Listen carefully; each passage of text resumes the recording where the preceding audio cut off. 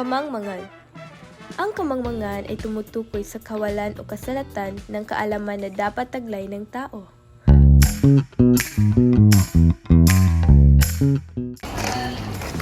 Uy, Miko! Saan ka pupunta? May klase pa tayo sa SP pagkatapos ng lunch break. Lang ako sa likod ng building, maglalaro lang ako ng email, naiinip na kasi ako eh. Uy, alam mo bang bawal mag-cellphone sa loob ng campus lalo na sa oras ng klase? Nakasulat yan sa rules and regulations. Eh wala naman nagsabi sa akin ng direkta eh. At hindi ko rin naman ito nabasa sa student handbook. At pagka hindi rin naman ito mahuli, mabilis lang naman to. So, pwede ka namang magtanong kahit hindi ka sigurado. Kahit hindi mo alam lahat ng rules, responsibilidad mo pa rin itong alamin.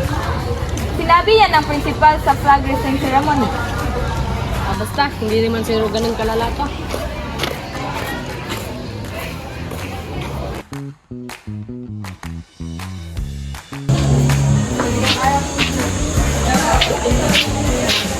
Uy, Miko! Alam mo namang bawal mag-cellphone dito lang tayo pasok pa. Pasensya na po sir, hindi ko po kasi alam na mahigpit pa ng patakaran dito. Hindi mo alam. Pero may paraan ka sanang alamin. Nasa student handbook bulletin board at ulit naming paalala. Ang tawag sa iyong ginagawa ay kamunang madali. Oo sir, patawad po. Masisikap po ako. Alamin mo na bago gumawa ng desisyon. Sana naging silbing aral po sa iyo.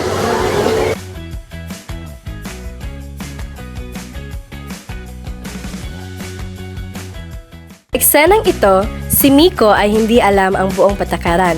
Ngunit pinili rin niyang wag alamin ang tama. May mga paraan sana siyang matuklasan ang impormasyon. Sa bulletin board, student handbook at paalala ng guro. Ipinakita niya ang kamangmangang madaraig. Kamangmangan na maaring iwasan o itama kung ginawa niya ang tamang hakbang. Ang kamangmangang madaraig ay kawalan ng kaalaman sa isang gawain. Subalit, may pagkakataong itama o magkaroon ng tamang kaalaman kung gagawa ng paraan upang malaman o matuklasan ito.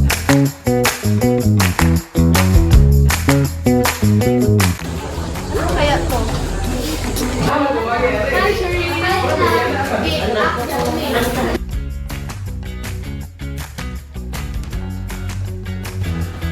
Marco, napansin mo ba yung halaman na sinabi ko?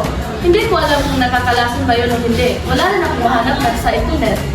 Oo nga, tinanong ko rin yan sa aking lola na mahilig sa laman. Pero hindi niya kilala yan, baga bagong uri yan. Nagtanong din ako sa guro natin sa Agha. Ngunit hindi niya rin alam ito. So kahit anong gagawin natin, hindi natin alam kung delikado ba yan o hindi. Uy, ano yan?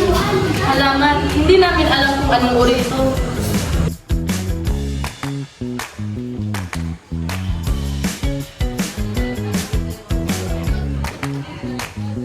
Uri ng halaman ito. Mukhang may problema kayo ah. Opo, hindi namin alam kung anong uri ng halaman ito.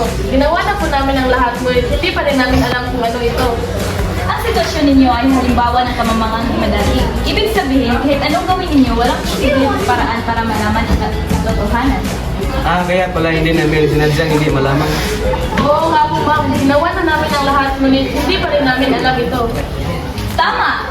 Ang mahalaga ay sinikap ninyo itong alamin. Hindi lahat ng kamangmangan ay may kasalanan. Lalo na kapag wala itong posibleng paraan para malaman ang katotohanan. Sa kaso ni Lisa at Marco, kahit ginawa nila ang lahat ng paraan upang malaman kung ligtas ba ang halaman, hindi nila ito natukoy dahil sa kakulangan ng impormasyon.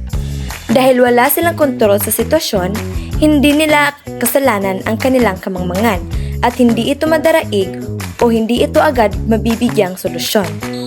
Ang kamangmangang di madaraig o invincible ignorance ay uri ng kamangmangan na hindi na kayang maiwasan o matuklasan kahit na ginawa na ng tao ang lahat ng kanyang kakayahan upang alamin ang katotohanan.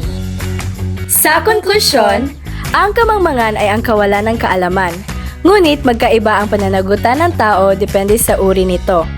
Sa kamangmangang madaraig, may paaraan upang malaman ang tama, ngunit piniling huwag magsikap, kaya may pananagutan.